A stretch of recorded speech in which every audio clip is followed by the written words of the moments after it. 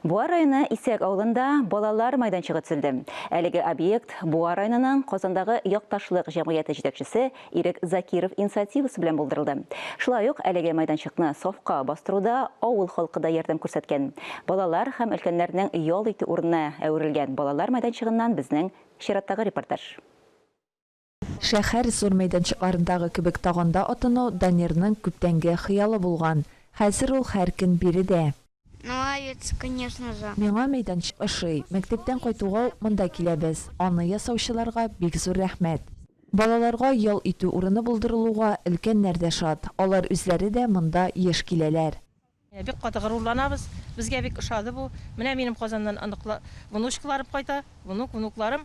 Алар көне буе шушында Казанга китәсе. Без дә килеп бик шатланып, шул хәтле мең рәхмәтле. Бөтен авыл халкыга да күп кеше әйтә рәхмәт. Без рәхмәтле. Бик шатланабыз шушы площадкага. Балалар мәйданчыгы оештыру идеясе белән Буа якташлык җәмгыяте җитәкчесе Ирек Закиров чыккан. Авыл халкы исә бу инициативага бик теләп кушылган. Монда инде Ирек Мөнирович беренче үзенең бригадасын алып кайтты. Урын әзерләнде. Аннан соң менә футбол мәйданчыгы ясадылар.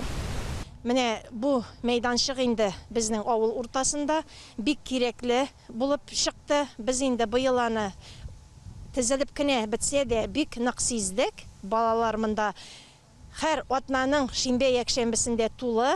Мәйданчыкта ял итү өчен барлык уңайлыклар да тудырылган. Хәтта ки кечкенә хуҗаларга футбол кырында ясалма газон да җәелгән. Алсу Сәмигуллина, Сирин Хәсәнов, Татарстан яңалыклары.